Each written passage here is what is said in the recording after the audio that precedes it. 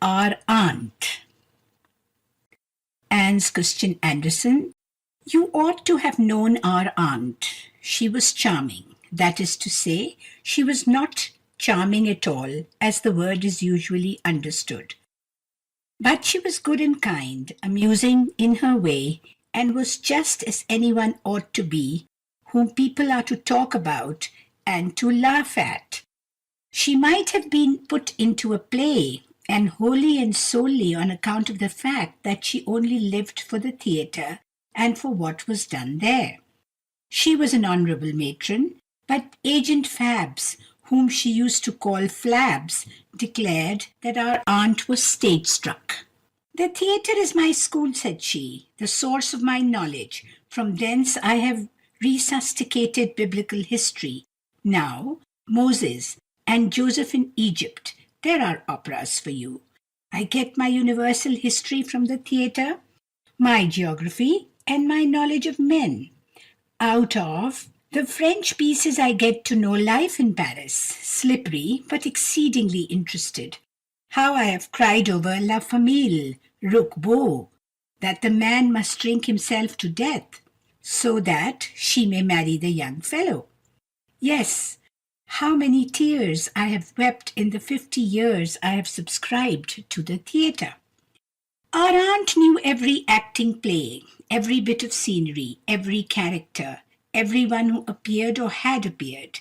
She seemed really only to live during the 9 months the theatre was open. Summer-time without a summer theatre seemed to be only a time that made her old, while, on the other hand, a theatrical evening that lasted till midnight was a lengthening of her life. She did not say as other people do, "Now we shall have spring, the stork is here," or "They've advertised the first strawberries in the papers." She, on the contrary, used to announce the coming of autumn with, "Have you heard they're selling boxes for the theatre? Now the performances will begin." She used to value a lodging entirely according to its proximity to the theatre. It was a real sorrow to her when she had to leave the little lane behind the playhouse and move into the great street that lay a little farther off, and live there in a house where she had no opposite neighbours. "At home," said she, "my windows must be my opera box. One cannot sit back and look into oneself till one's tired. One must see people. By now I live just as if I'd go into the country. If I want to see human beings, I must go into my kitchen, and sit down on the sink, for there only I have opposite neighbours. No, when I lived in my dear little lane, I could look straight down into the ironmonger's shop, and had only 300 paces to the theatre, and now I've 3,000 paces to go." Military measurement. Our aunt was sometimes ill, but however unwell she might feel, she never missed the play. The doctor prescribed one day that she should put her feet in a bran bath, and she followed his advice. But she drove to the theatre all the same, and sat with her feet in bran there.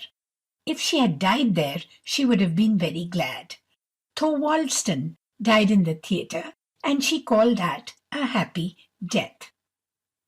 She could not imagine that in heaven there must be a theatre too. It had not, indeed, been promised us, but we might very well imagine it. The many distinguished actors and actresses who had passed away must surely have a field for their talent. Our aunt had an electric wire from the theatre to her room. A telegram used to be dispatched to her at coffee time, and it used to consist of the words, "Herr Siverdson is at the machinery," for it was he who gave the signal for drawing the curtain up and down and for changing the scenes. From him she used to receive a short and concise description of every piece. His opinion of Shakespeare's Tempest was mad nonsense. There's so much to put up, and the first scene begins with "water to the front of the wings." That is to say, the water had to come forward so far. But when, on the other hand, the same interior scene remained through 5 acts, he used to pronounce it a sensible, well-written play, a resting play which performed itself without putting up scenes. In earlier times, by which name our aunt used to designate 30 years ago, she and the before-mentioned Herr Sivertson had been younger. At that time, he had always been connected with the machinery, and was, as she said, her benefactor. It used to be the custom in those days that in the evening performances in the only theatre the town possessed, spectators were admitted to the part called the flies, over the stage, and every machinist had one or two places to give away. Often the flies were quite full of good company. It was said the general's wives and privy councillors' wives had been up there. It was quite interesting to look down behind the scenes and to see how the people walked to and fro on the stage when the curtain was down. Our aunt had been there several times, as well when there was a tragedy as when there was a ballet, for the pieces in which there were the greatest number of characters on the stage were the most interesting to see from the flies. One sat pretty much in the dark up there, and most people took their supper up with them. Once 3 apples and a great piece of bread and butter and sausage fell down right into the dungeon of Ugolino, where that unhappy man was to be starved to death, and there was great laughter among the audience. The sausage was one of the weightiest reasons why the worthy management refused in future to have any spectators up in the flies. "But I was there 37 times," said our aunt, "and I shall always remember Mr. Sivertson for that." On the very last evening, when the flies were still open to the public, the Judgment of Solomon was performed, as our aunt remembered very well. She had, through the influence of a benefactor, Herr Sivertson, procured a free admission for the agent Fabs, although he did not deserve it in the least, for he was always cutting his jokes about the theatre and teasing our aunt. But she had procured him a free admission to the flies for all that. He wanted to look at this player stuff from the other side. Those were his own words, and they were just like him, said our aunt. He looked down from above on the Judgment of Solomon, and fell asleep over it. One would have thought that he had come from a dinner where many toasts had been given. He went to sleep, and was locked in, and there he sat through the dark night in the flies, and when he woke he told a story, but our aunt would not believe it. The Judgment of Solomon was over, he said, and all the people had gone away, upstairs and downstairs, and now the real play began. The afterpiece, which was the best of all, said the agent. Then life came into the affair. It was not the Judgment of Solomon that was performed. No, a real court of judgment was held upon the stage, and Agent Fabs had the impudence to try and make our aunt believe all this. That was the thanks she got for having got him a place in the flies. What did the agent say? Why, it was curious enough to hear, but there was malice and satire in it. It looked dark up there, said the agent, and then the magic business began. A great performance, the judgment in the theatre. The box-keepers were at their posts, and every spectator had to show his ghostly pass-book, that it might be decided if he was to be admitted with hands loose or bound, or with or without a muzzle.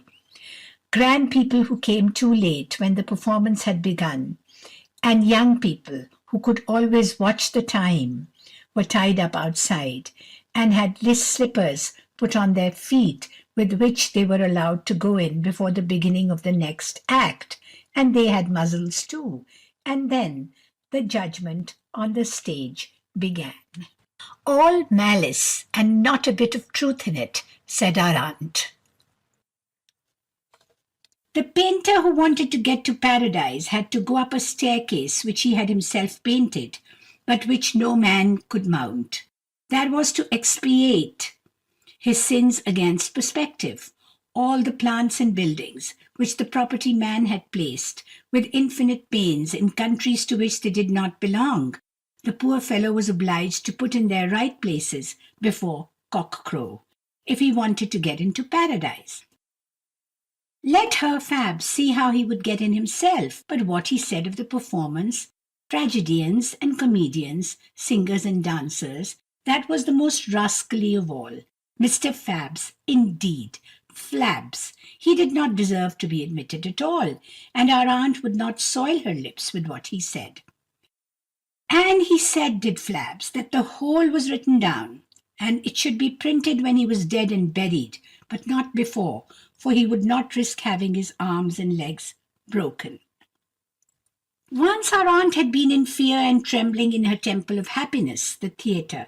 It was on a winter day, one of those days in which one has a couple of hours of daylight with a grey sky. It was terribly cold and snowy, but aunt must go to the theatre. A little opera and a great ballet were performed, and a prologue and an epilogue into the bargain, and that would last till late at night. Our aunt must needs go, so she borrowed a pair of fur boots of her lodger, boots with fur inside and out, and which reached far up her legs. She got into the theatre and to her box, and boots were warm, and she kept them on. Suddenly there was a cry of fire.